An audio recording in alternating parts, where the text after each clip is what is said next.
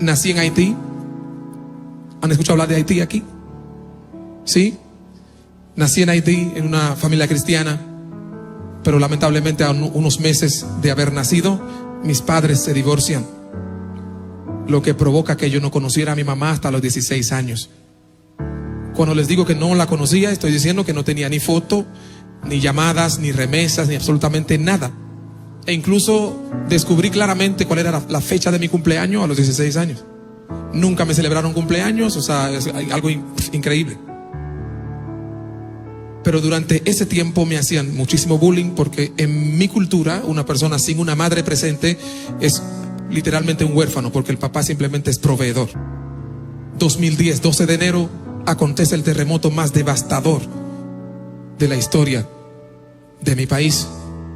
Mi padre entonces me dice: tendrás que mudarte a la República Dominicana para entonces vivir por primera vez bajo el mismo techo con la mujer que te dio a luz. Cuando yo llego a la República Dominicana, tengo la oportunidad de vivir con esa persona que se supone que no quiere saber de mí, que ahora por obligación tengo que vivir con ella.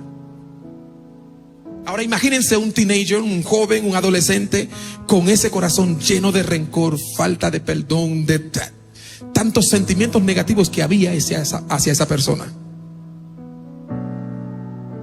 Yo siempre hacía música, siempre me encantaba cantar, iba a muchos eventos. Era mi escape para no estar en la casa, para no verle la cara a mi mamá. Pero un día, diga conmigo, pero un día fui a la iglesia y una señora estaba predicando acerca del perdón. Literalmente pensé que todo lo que yo estaba viviendo en mi casa, mi mamá parece... Yo pensaba que ella le había dicho todo a esa predicadora que estaba hablando en ese momento. E incluso cuando ella señalaba al público, ese dedito iba directamente a la frente mía. Todo era exactamente lo que yo vivía en mi casa. Y al final de esa prédica, ella invitó a pasar a todos los jóvenes para orar por ellos. En ese momento pues yo también pasé y oró por nosotros. Fue algo maravilloso, algo hermosísimo. Cuando yo salgo de la iglesia, tenía un compromiso, y era seguir en esa estación con la falta de perdón, sin reconciliación, con el mismo dolor con el que crecí toda mi vida, o darme a mí la oportunidad de que el tren avanzara.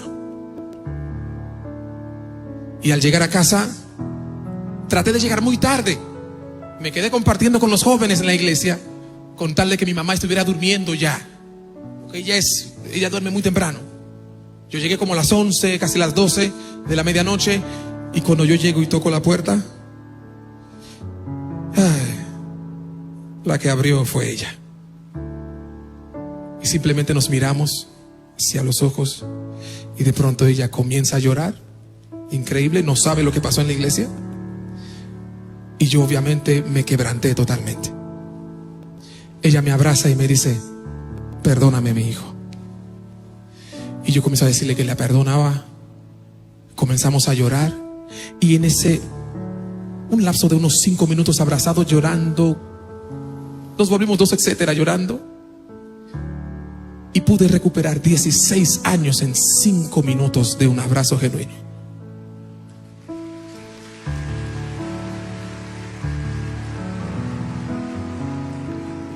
A partir de ese momento aprendí algo que es muy importante, que quisiera que ustedes se lo llevaran para su casa.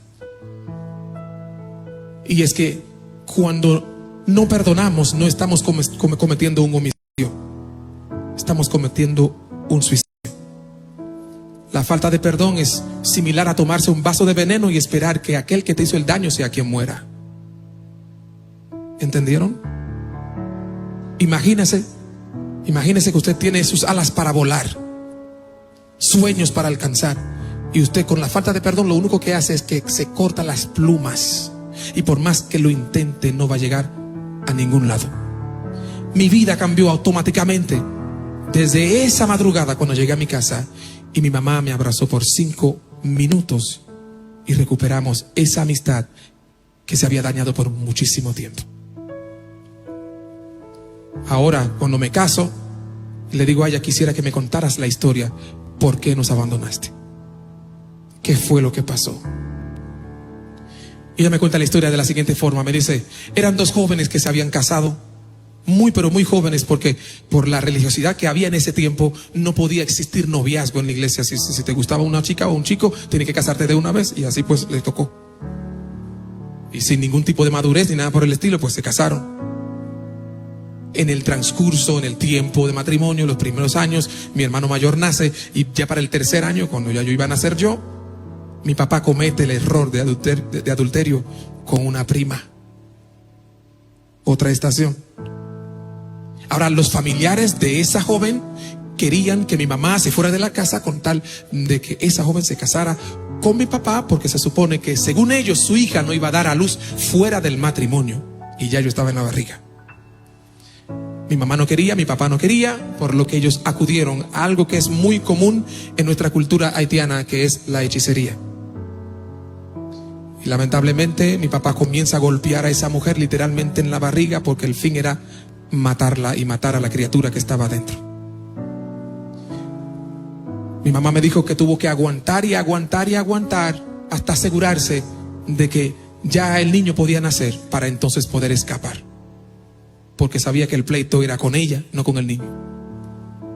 Así que al yo nacer, lo único que ella podía hacer para salvarme la vida fue simplemente escapar. Y tuve que escuchar esa historia 30 años después. Ahora, las estaciones decidimos qué hacer en ellas. Fue difícil para ella, duró años, pero hizo lo correcto, porque de no haber escapado, de no haberse huido de ese lugar, pues no estaría yo aquí hoy en El Salvador hablándole a ustedes acerca de la grandeza de Dios.